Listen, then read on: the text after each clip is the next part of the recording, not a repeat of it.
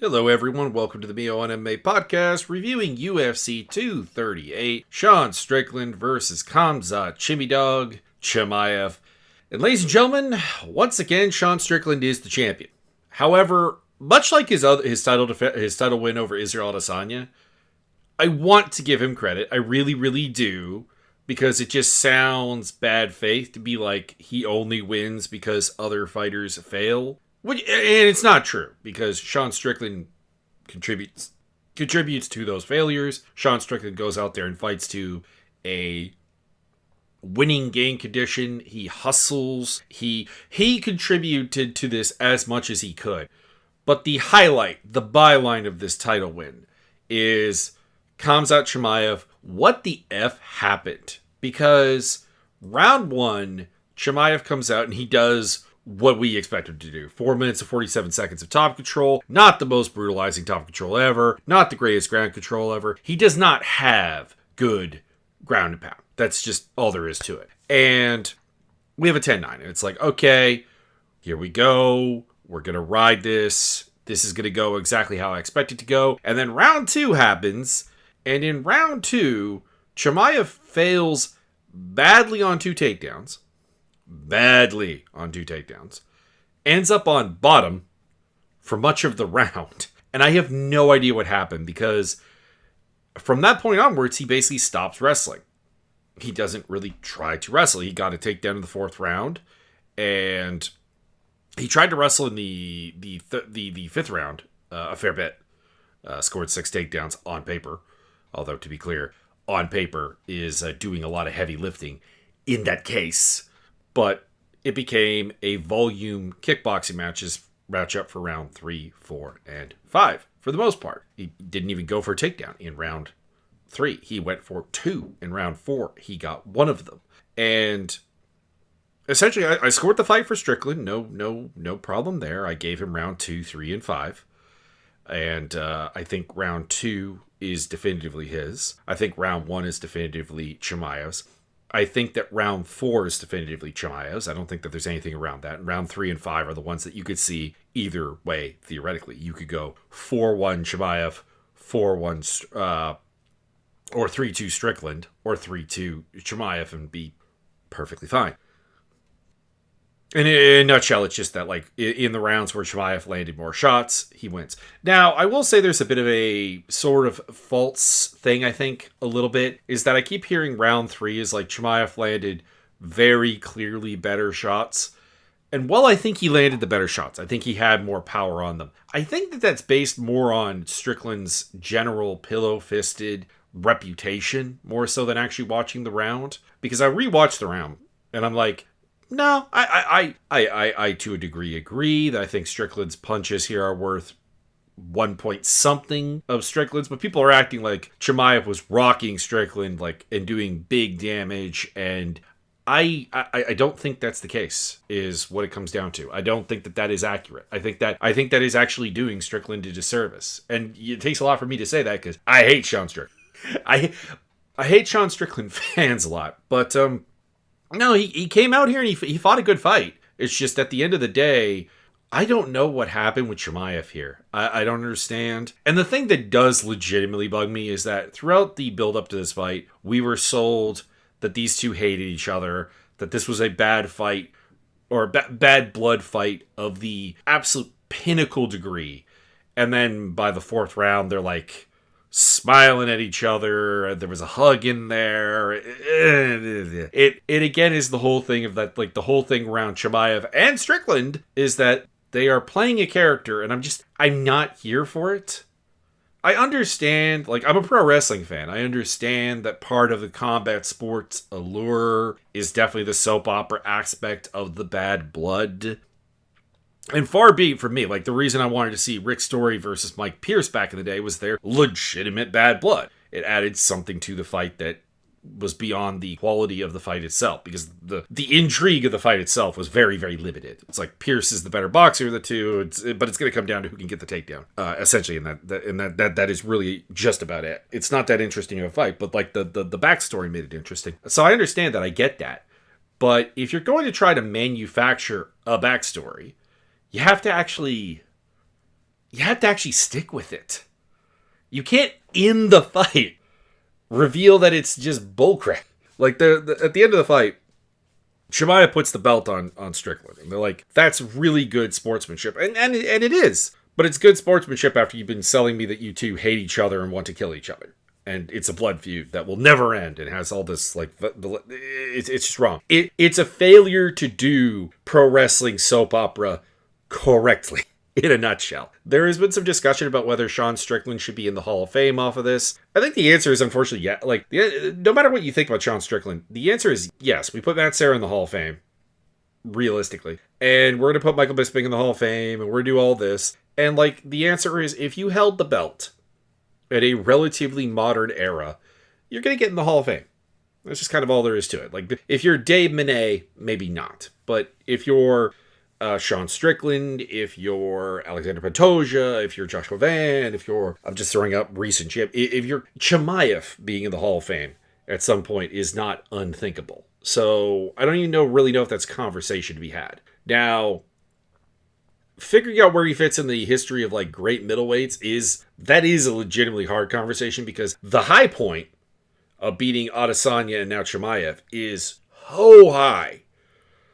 But the rest of the body of the work is just so unimpressive. And I will probably be heading towards Chimaev versus DDP3, which is a fight I don't really need in my life, because Chimaev will probably take some time off just because he tends to. He's not a regular fighter at this point. And DDP has 2 wins over Strickland. He has an excellent case. And the only other person really in the picture is Imavov. And the UFC, I don't think, has any real interest in pushing Imavov. And on top of that, Imavov does have a loss to Sean Strickland. So a rematch of a fight that he already lost is not especially palatable. Like, again, in the sporting sense, he would get the shot. But, and I do think that that's a very different fight now. I think Imavov is a better fighter now. And I don't necessarily think that Strickland is a particularly better fighter. I think I would still pick Strickland. But it's, it's interesting enough. But I get it. It's not going to have a lot of casual appeal. Whereas a champion versus a former champion always has a little bit of casual. Speaking of the Hall of Fame, people are, like, questioning Chris Weidman going in the Hall of Fame. Here's the thing. I am not a big fan of Chris Weidman. There was always something about him that I found off-putting, annoying, irksome. And I honestly couldn't tell you what it is. But it's that emotional reaction to a fighter that you just don't really like. And you can't necessarily put your finger on it. But the dude has the third most title defenses in UFC middleweight history, behind only Anderson Silva and Israel Adesanya. He is pretty much on the Mount Rushmore of that weight class. He was a champion. He was a dog. Like, I think people are using like things like, well, he's 3-7 in his last 10, bro. It's like, yeah, and Anderson Silva fell off badly. And Adesanya's falling off badly. It happens. He overstayed his welcome for sure, and I really wish he would have retired sooner. I mean, I don't know. Let's look at Chris Weidman's record here real quick. When would I have liked to see him hang it up?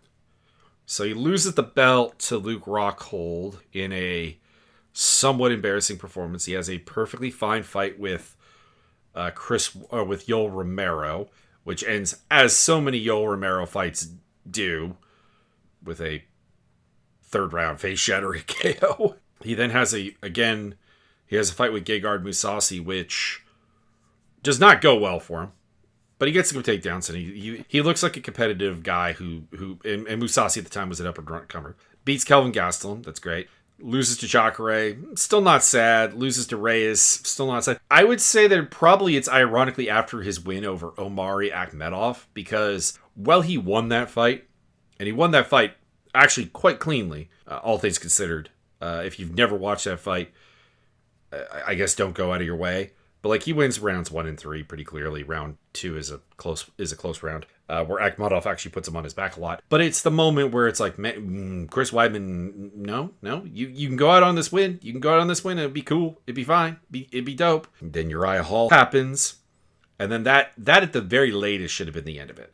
And then he fights Brad Tavares. That's a sad fight. He fights Bruno Silva. That's a sad fight. He fights Eric Anders. That's a sad fight. Don't get me wrong. He has a terrible, terrible ending to his career. But before that, he'd already basically had a Hall of Fame career. That's what I'm getting at. And I think the hate is misplaced. Like, are we not going to put Chuck Liddell in the Hall of Fame because he went downhill? Are we not going to put Anderson Silva in the Hall of Fame because he went downhill? Are we not? Like, everyone has a drop-off except for a guy like GSP or Habib, or I guess you could say John Jones, who, like, retired while still winning. And there are probably other exceptions, other people I'm missing. Speaking of 185, Rich Franklin at the end of his career was still pretty effective. But, like, that is not the norm. That is the exception, not the rule. The Hall of Fame is going to have a bunch of people that if you watch their last 5 fights, 10 fights, are going to look kind of crappy. And that happens in other sports. Eric Lindros had a phenomenal career until he stopped having a phenomenal career. Pavel Bure had a phenomenal career until he stopped having a phenomenal career. They stuck around. You're seeing it to a certain degree with LeBron James even. Like, dude is the GOAT, but like, if you were just subjected to LeBron James of the last, I don't know, 3-4 years, probably don't actually see the GOAT. You know, it is what it is. Even like Michael Jordan in the Washington Wizards was not the GOAT at that point. You know what I'm saying? Although he was still very, very effective. Anyways, enough talk about the Hall of Fame. Chris Weidman's going in. Sean Strickland will probably go in. Chimaev will probably go in. Probably anyone who's held a belt that the UFC doesn't have a specific problem with, barring a few very small exceptions, will probably go in the Hall of Fame. There you go. Moving on. In the co-main event, we had Joshua Van defending his title against Tetsuya Taira, and this was, on paper, a fascinating fight. And in actuality, it was a fascinating fight because fight starts off and Tetsuya Taira's got a takedown, mount position, 3 minutes and 40 seconds of top control, 4 takedowns, and not doing a lot with it, admittedly. Not hurting Van particularly, not setting up submissions to really speak of, but going out there and imposing his game, and it's like, oh boy, we might see a title change here. But I didn't panic because I'm like, Van has been taken down at the start of fights before, and as long as you're not achieving anything, I think he can come back from this. Sure enough, second round comes around. Again, Taira's having a lot of success with the wrestling. 1 takedown only, but still 2 minutes and 53 seconds of top control. Doing his thing, making it happen. But Van is stuffing some takedowns. And eventually he drops him. Knocks him down for the first of 2 times during the fight. Hurts him. Takes the round. Great performance. Van's adapting, changing. His footwork's getting sharper. The takedowns are harder to get entries on. And when they are getting there, they're not as successful. So, and when Taira gets it down, he's still not doing anything. Taira's mount, FYI, needs some work. Because the way he cuts through guards, very impressive. Stunningly so. But there's just no punishment going on when he does it. Like, that needs to become a better part of his game. And he's young, so hopefully he will do that. Hopefully this 26-year-old kid will adapt and change. His problem, though, of course, is that Van is 24 and even younger. And supposedly only started training at like 19, so this is him 5 years in. He's going to get better. And then the third round is where things really, really start to turn against Taira. Van is landing a lot of shots. He's hurting him. He's knocking him down. He's busting him up. He's doing his thing. I had this as a 10-8 round. I don't know if any judges would have given it that way, but I had it as a 10-8 round. He had a knockdown, outlanded him something like 6-1, and damage galore. Taira still has 2 successful takedowns, but they lead to literally nothing. Like, he can't even hold him down. Ends up on bottom for more on an inadvertent Van takedown than he does on his own takedowns. Round 4 comes around, and I'm like, coming in the round, I'm like, man, Taira's kind of done here. Like, how do you come back from this? You're getting lit up to the body, you're getting lit up to the head, you're getting lit up on combinations, you're getting lit up on counters. Your wrestling is not really working. And dude sacks up in the 4th round and actually wins it. He gets an early takedown. He gets mount. He gets reverse. There's a triangle attempt by Taira. He loses it when he adjusts.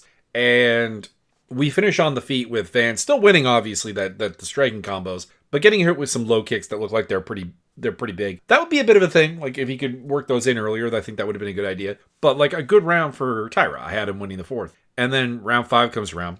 2 rounds apiece. I have Van up because I gave the 10-8 in the 3rd round. And it is not going well for Taira. He's getting stuffed on takedowns, 0 for 3. He's getting lit up on the feet, to the body, to the head. on the counter, on the front foot. Nothing's going right. His defense is not there. He looks uncomfortable striking with Van. All those things. The reasons I picked Van to win this fight are fully on display. And then the referee calls a stoppage to the fight because Tyra's body language is bad and he's hurt and so on. It's an early stoppage, but it is a stoppage I think that was coming down the pipeline anyways.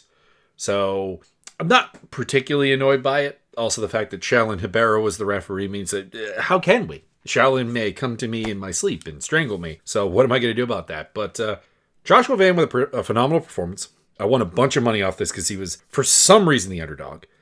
I understand disliking him because he's not been a, how should I put this, gracious winner as far as like Pantoja is concerned. But my guys, you I don't know. I didn't understand the faith in Tyra here. I just did not. Tyra's a good fighter. I was expecting good things. I was expecting a battle. I got that battle, but I expected Van to adjust, to make Tyra uncomfortable, and to do his thing. And he did all of those things and more. So Joshua Van, still champion, comes out of this with the belt. And we get back to like the Pantoja rematch. Flyweight, though, is really, really interesting because we're talking about Jose Ochoa earlier in the card. There's still Lonnie Kavanaugh out there. There's Ray Saruya still kicking around. Although he lost to Van, so it's not interesting seeing a rematch there. But that's another young, hot prospect that we have to work with here. And as much as I think that they're flawed fighters because I think they came up the wrong way, Asu Almabayev and the other guy, the other Central Asian guy's name is eluding me right this second. But you've got them. You've got the Mongolian kid, if he can turn into something as well. Tudembarel is the Mongolian kid. And yeah, it's an interesting division right now. It's like super, super hot right now. Probably the hottest it's ever been, frankly, without really much question about that. Alexander Volkov, Waldo Cortez Acosta. I had Volkov winning pretty handily. Was it impressive?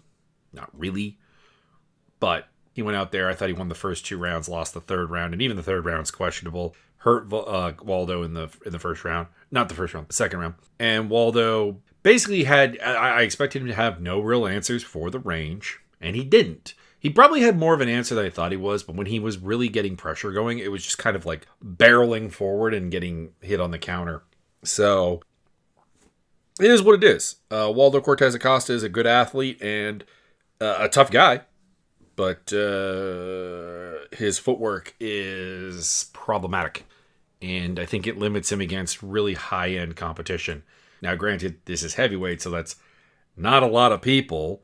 Basically, been Alexander Volkov, Sergey Pavlovich, but like the thing is that like even in some of his earlier fights where he won against like Chase Sherman and against Jared Vanderraa, it was wins, but it was like that same problem was there.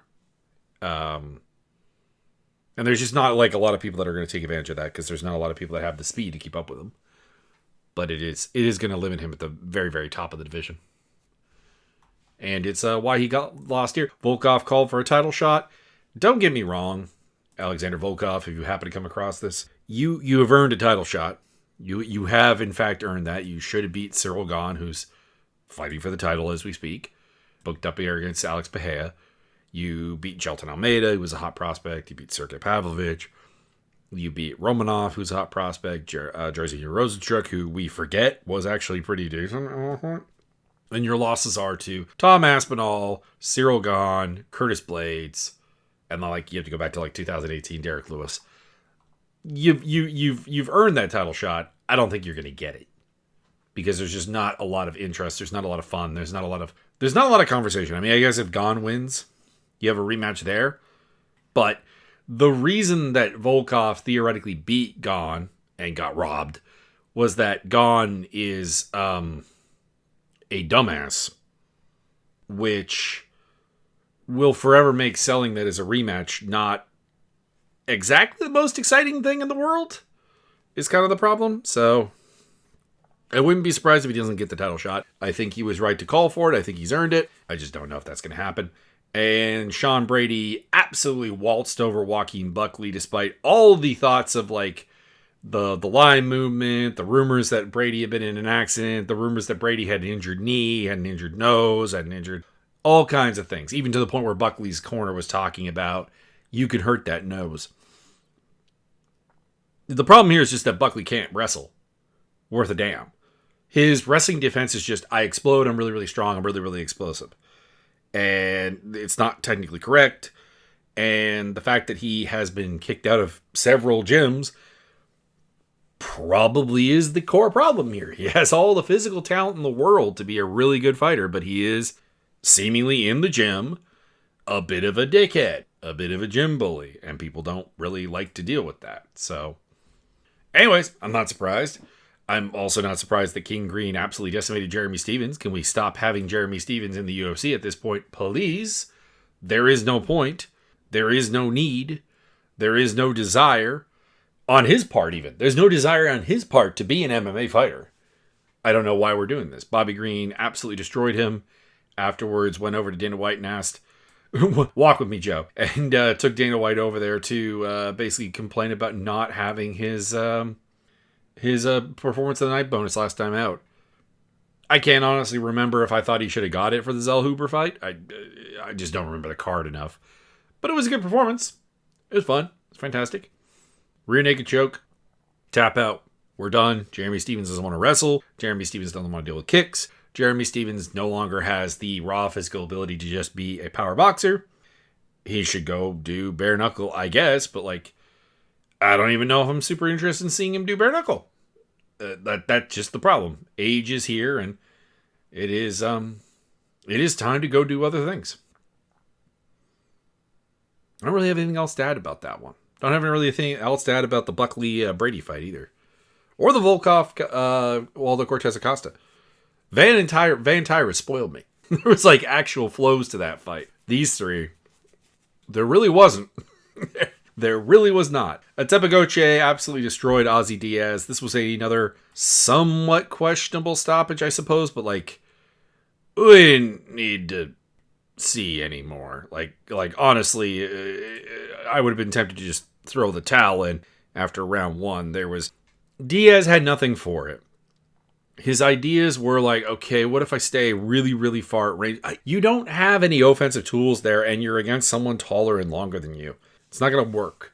And this is not a critique of Ozzy Diaz. It's why I was not interested in this matchup, on paper. What question does Ozzy Diaz supposedly ask of Atepagoche? And I'm not saying Atepagoche should be fighting the best fighters in the world here, because no, he's too underseasoned. Well, I don't want to say he's not up to it, but he's underseasoned, and we want to see him develop properly. But at some point, there has to be some kind of actual step up in competition, and this was a step back.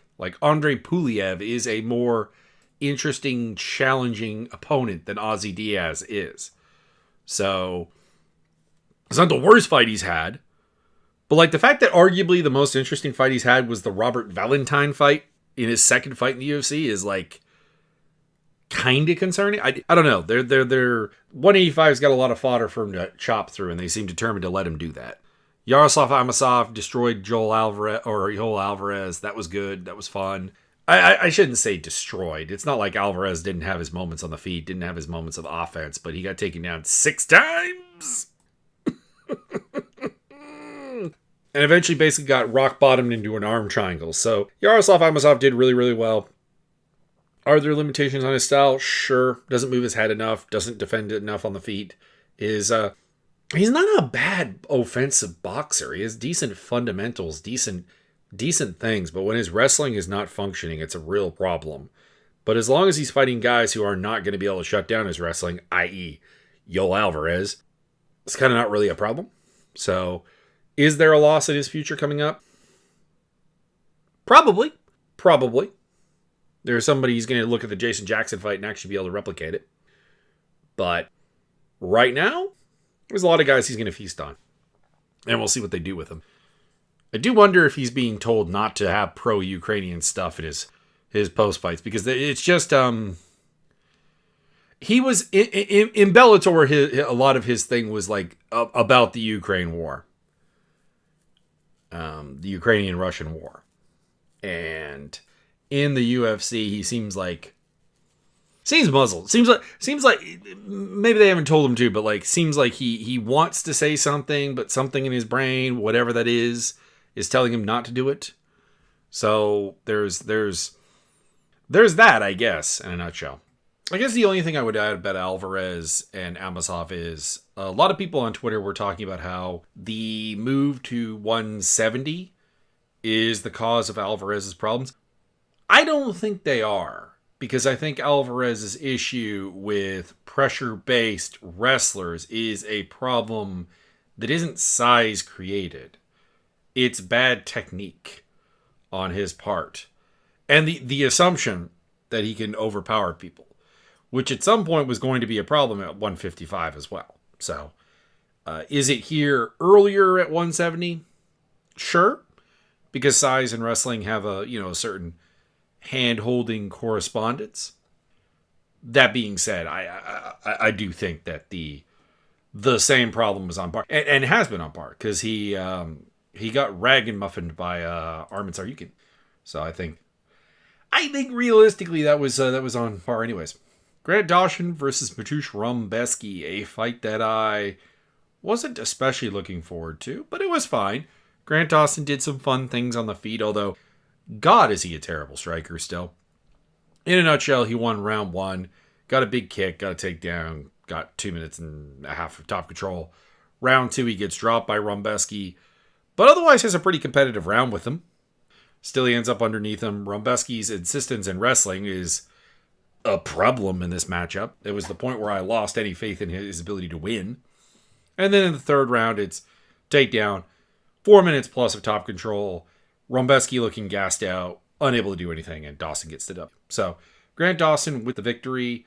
Another win for him. Another fighter the UFC probably has no interest in actually pushing, all things considered, because he's done really well in the UFC outside of the losses to Manuel Tavares and King Green. But he's beaten Carlos Diego Ferreira, he's beaten Rafa Garcia, Joe Slacki, Mateusz Rumbeski, Demiris Magulov, Mark Madsen, Jared Gordon. He's done everything you could get for, honestly, a mainstay of the top 15, and nothing about his booking leads me to believe the UFC has any desire to promote this man. And I'm not necessarily blaming them, because I don't know if I would either. He kind of feels like the John Jones of a new millennium. It's just I don't know if he can do anything more. Like, he just has no knack, no coordination, no pop as a striker. And it's it pretty much forces him to just, wrestle a bucket load. And that's kind of all there is to it. Jim Miller picked up a guillotine choke on Jared Gordon. Jared Gordon caught a kick, went for a takedown, and that was a mistake because he got absolutely choked the F out. And for Jim Miller, dude, he's old, but he's still winning. I mean, I'm not going to call him that he's not worse than he was when he was in his prime, because I think people forget. In his prime, Jim Miller lost to pretty much exclusively title contenders. We're talking Gray Maynard, Benson Henderson, Nate Diaz, Cowboy Cerrone, Beneil Dariush. And then even by the time he's losing to like Michael Chiesa and Diego Sanchez, he was, out of his prime. But he's still at the point where like he can be a spoiler to a number of people. And Damon Jackson found that out. Jared Gordon found that out. Gabriel Benitez found that out. Jesse Butler. Really anybody who doesn't have a massive physical advantage over him. And even sometimes then, because, he did beat Nicholas Mota, who is a significant step above in terms of athleticism. So even in that case, there's some spoilability. Now, I'm still going to have a hard time picking him in fights just because of that age factor, because of the fact that he is 42 years old. But shout out to the fact that his son beat cancer. That's good. I enjoy that, obviously, as given my background. And Bruce Buffer announced this as a rear naked choke instead of a guillotine. So go figure. Roman Kopylov kind of simultaneously impressed with his win over Marco Tulio and did not impress. He impressed in the sense that he was able to land some really impactful hooks in rounds 2 and 3 and dropped Tulio a total of 3 times, which is damn impressive. He won rounds 2 and round 3 on my books. I had Tulio winning the first round. That being said, 1, the pace is still something he needs to up. But 2, the fact that he dropped him 3 times and in every single time just kind of let Tulio off the hook is concerning as all heck. But you went out there, you got the W. People are talking about how Tulio doesn't have the chin to compete in this division. I don't necessarily think so. I think Tulio's problem is, this is another classic one where people compare getting hurt and getting knocked down to having a bad chin. And that's certainly a part of it, obviously. There are people who could take the most hellacious shots in the world and stay upright. And that's not Marco Tulio. He doesn't have that kind of chin. However, something I feel that has to be pointed out here is the shots that dropped him were real clean here. I think this is a case where Tulio, and I said this, and that's why I picked Kopylov to knock him out, is just not defensively responsible enough. Now, the bright side is, unlike a really, really soft chin, that is fixable. That is something you can strive to improve. Would I pick it to happen for a 31-year-old who doesn't seem to have learned any kind of defense already? Not really, but it's there. It's an option. Pat Sabatini and William Gomes had a terrible, terrible, terrible fight that I scored for Gomes, but I want to be clear here. I scored it for Gomes because the damage that Sabatini was doing was so minimal that I gave Gomes the second and the third round. I have zero issue with him losing this fight. Zero issue. None whatsoever. He was outlanded on volume in all 3 rounds, for what it's worth. His peak effort was 11 significant strikes in the 3rd round. So he does not deserve to win. But if we're prioritizing damage as the primary scoring criteria, I do think he did. This is a double loser fight, essentially. Pat Sabatini, kind of like Grant Dawson, I'm not really sure what else he can do. Dude is a uber rigid striker. So, entering the UFC ring is just going to be a general absolute hazard that he cannot strike reliably. So this is what he has to do. Anyways, I've already said more about that fight than it deserves. Bisengur Susakayev versus Jordan Santos. This one has caused a lot of discussion online because Susakayev is a guy that a lot of people have a lot of faith in. And anytime a lot of people have faith in someone, a lot of people are pooping on it. And I'm kind of in the middle, in the sense that I understand the potential of Susakayev.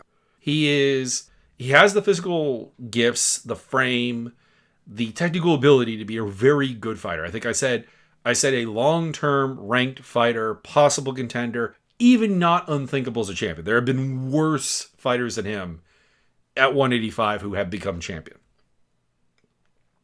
Or at least a similar level. He's not a Chris Weidman or a Luke Rockhold where it feels undeniable, but it could happen. It could happen. But he is so unfocused. Silly, almost. He does silly stuff like spinning elbows and doesn't do things right. And as a result, his fights end up being way more competitive than they should be. And this was no exception because while I had Susakayev winning both rounds and then, of course, getting the tech sub in the 3rd round. In fact, actually, I think I gave Santos the 1st round. I'm not sure if that would hold up on a rewatch. It might, though. Strikes apparently were 21-19 per UFC strikes. UFC stats with Susakayev landing slightly more. But, a lot of the time, the intent is not quite there for him. There's a mental transformation that has to happen with him that will at some point do this. Because if you look at his 3 UFC fights against Eric McConaughey Eric Nolan, and now, of course, Jordan Santos. They're all fights where he should have blown them out of the water. And in reality, he had a very nip-tuck first round with Eric Nolan, and then overwhelmed him in the second, admittedly. And he had a fight with Eric McConaughey that McConaughey was starting to find his way into in the second round and into the third round, and then he finished him. And again, that's the thing, is like, as soon as he decides to focus and be dangerous, he finishes people. But everything up until then is like all promise, all possibility, not a lot of like actual consideration. That's the problem. So I don't have much else to say about that other than like betting on Sursakayev at the odds he's been at is like silly. But if this guy ends up being champion in like 2-3 years, I won't be shocked. It'll be a slightly Dricus du Plessis-esque situation where I'll probably be hating it the entire time. But the option is there. And we opened up with Jose Ochoa just absolutely beating Clayton Carpenter senseless. Carpenter is real tough, but his striking game, oh boy. I knew his striking game was bad. What I thought would happen is I thought that Ochoa would kind of give away takedowns. And as soon as Carpenter went 0 for 3 in the first round, I'm like, my pick is not winning. My pick is not winning. It would take a club and sub to win this fight. Ochoa was faster, far better striker, more diverse, working combination, working at a high pace, stuffing takedowns. The physicality that he brings was just a much either much higher than I thought it was, or Carpenter's is much lower than I thought it was. Take your pick. And as a result, this was a very uncompetitive fight that I'm surprised there were no 10-8s in. Specifically, I thought the first round probably could have been the 10-8 because he had the knockout in the first round, or the knockdown in the first round. But yeah, Ochoa beat Carpenter up, and like I said, 125 is an interesting place right now. There's a lot of up-and-comers that are like looking real good and real strong, and Jose Ochoa is one of those guys. And I do be here for it. I do be here for it because, again, I would love it if the UFC was just forced kicking and screaming to promote 125. Because Dana White, I don't know if it's Dana White. Somebody in the power structure of the UFC does not want to do that.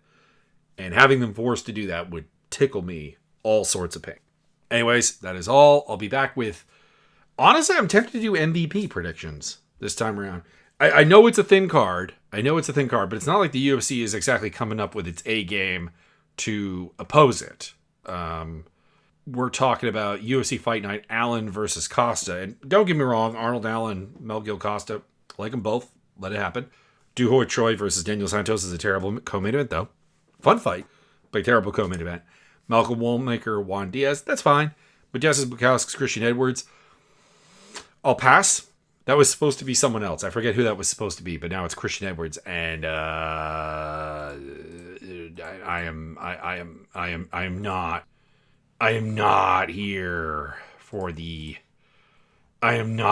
Christian Edwards stuff. If this is who I'm thinking it is, and I think it is, let's make sure. Before I talk too much smack, let's make sure. Yeah, this is the dude who lost to Luke Fernandez and was incredibly uninspiring. Okay, so that's bad. Timothy Kawamba versus Bernardo Sopai. It's fine. Veretenikov versus Chaos Williams. Ugh. Tuko Tokos versus Ivan Ursulite. Ugh. Tommy Gant versus Arthur Minef. Trey Ogden's out of that fight. I might actually be kind of interested about it now. Ketlin Vieira, Jacqueline Cavalcanti. Very relevant fight for the division, but that's because it's a terrible division. Andre Petrosky versus Cody Brunwich is an abomination of a fight. Elise Ardelin versus Polyana Viana is an abomination of a fight. Daniel Barres versus Luis Garule. That's fun. Barres will bring a fight to Garule. That should actually make him fun. And Shanna Bannon versus Nicole Calieri. Every time I watch Shanna Bannon fight, I'm just like, she is not good enough. Not good enough. She is not physical enough to be here. So, spoiler, Nicole Calieri would be the pick. Even though Nicole Calieri is also one of the absolute bottom of the barrel options in this division.